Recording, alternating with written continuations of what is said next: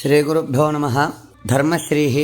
நாம் சாப்பிடும் உணவு 6 ரசத்தோட கூடியிருக்கணும். அறுசுவை உணவு அப்படின்னு சொல்லுவா. ஷட்ரசா 6 ரசம். இதில் கரிப்பு, உப்பு கரிக்கிறது அப்படின்னு சொல்லுவோம் இல்லையா. லவணரசா அப்படின்னு பேர். உப்பு கரிக்கிறதுன்னு சொல்லுவோம். இது இந்த லவணரசங்கிறது ரொம்ப முக்கியம் போஜனத்தில். உப்பு குறைச்சலாக இருந்தாலும் அந்த பதார்த்தம் நன்னா இருக்காது. இவ்வளவு நன்னா பண்ணியிருந்தாலும் உப்பு குறைச்சலாக இருந்தால் அது ருச்சியாக இருக்காது, சாப்பிட முடியாது. உப்பு கூடுதலாக இருந்தால் கேட்கவே வேண்டாம், கரிக்கும். உப்பு குறைச்சலாக இருந்தாலாவது ஏதாவது சகிச்சுண்டு சாப்பிட்றலாம். கூடுதலாக அதிகமாக இருந்தால் சாப்பிடவே முடியாது. அதனால் நம்ம சமைக்கிறச்ச உப்பு போடுறச்ச ஜாக்கிரதையாக போடணும். அதுக்கு ஒரு சாமர்த்தியம் வேணும், சரியான அளவில் உப்பு போட்டு சமைக்கிறதுக்கு. இந்த உப்பு குறைச்சலாக இருந்தது அப்படின்னா, சாப்பிட்ற சமயத்தில் உப்பு குறைச்சலாக இருந்தால் உப்பு போடுங்கோ அப்படின்னு கேட்பா. உடனே உப்பு எடுத்துன்னு போடுவா இல்லையா. பல பேர் போட்டு நம்ம பார்க்குறோம். சாஸ்திரம் என்ன சொல்கிறது இந்த விஷயத்தில் அப்படின்னா, பிரத்யக்ஷ லவணம் சக்ஷுர் கிராஹ்யமேவ தத்தம் நாத்யம் அப்படிங்கிறது. அதாவது சாட்சாத்தாக உப்பை எடுத்துன்னு நம்ம இது இலையிலையோ தட்டுலையோ போட்டால் அந்த உப்பை நாம் சாப்பிடக்கூடாது. அந்த உப்பானது சாப்பிடுவதற்கு உகர்ந்தது அல்ல அப்படிங்கிறது சாஸ்திரம். மிருத்தஹாரீத ஸ்மிருதி வச்சனம் இது.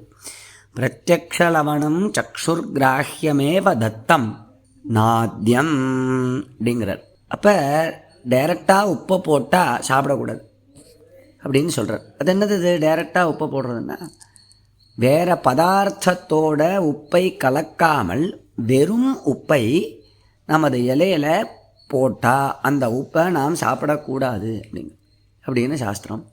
சரி, உப்பு போறலை, இன்னும் கொஞ்சம் உப்பு போட்டால் தேவலை, என்ன பண்ணுறது அப்படின்னா, அதுக்கு ஒரு சொல்யூஷனை, வழியை சாஸ்திரமே சொல்லி கொடுக்கறது. ஓதனாத்யந்தரஹிதம் தத்தம் அதனீயம் அப்படிங்கிறது. அதாவது சாதத்துலேயோ இல்லை வேறு பதார்த்தங்கள்லேயோ உப்பை கலர்ந்து அப்படி அந்த பதார்த்தத்தை போட்டுடுறது இலையில். இப்போ நம்ம சாப்பிட்றச்ச உப்பு குறைச்சலாக இருக்குது அப்படின்னா உப்பை நம்ம சேர்த்துக்கணும். அப்படின்னா சாத்தை கொஞ்சமாக எடுத்துட்டு அந்த சாத்தில் நிறைய உப்பை கலர்ந்து அந்த சாத்தை எடுத்துன்னு இலையில் போட்டுவிட்டா, இப்போ ரசத்தில் உப்பு இல்லை அப்படின்னா வெறும் சாத்தில் உப்பை கலக்கிறது, நிறைய கலந்து அந்த சாத்தை போட்டுடுறது இலையில். அப்போ அந்த சாதத்தை ரசஞ்சாதத்தோடு பிசைஞ்சான்னா உப்பு சரியாக போடும். அப்படி இல்லை அப்படின்னா ஒரு எலுமிச்சம்பழத்தை எடுத்து அதை நறுக்கி நன்னா அதை உப்பில் தோய்ச்சி அந்த எலுமிச்சம்பழத்தை அப்படியே இலையில் போடுறது.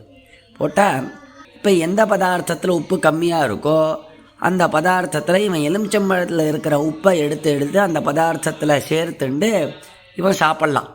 சாப்பிட்டா உப்பு இவனுக்கு, அந்த உப்பு ரசமானது இவனுக்கு சரியான அளவில் வரும், இவனுக்கு அந்த ருச்சியானது ஏற்படும். இப்படி உபாயத்தையும் நம்மளுக்கு சாஸ்திரம் சொல்லி கொடுக்கறது. இது ஒரு சின்ன விஷயம், ஆனால் பல இடங்களில் நடைபெற்று கொண்டிருக்கும் விஷயம்.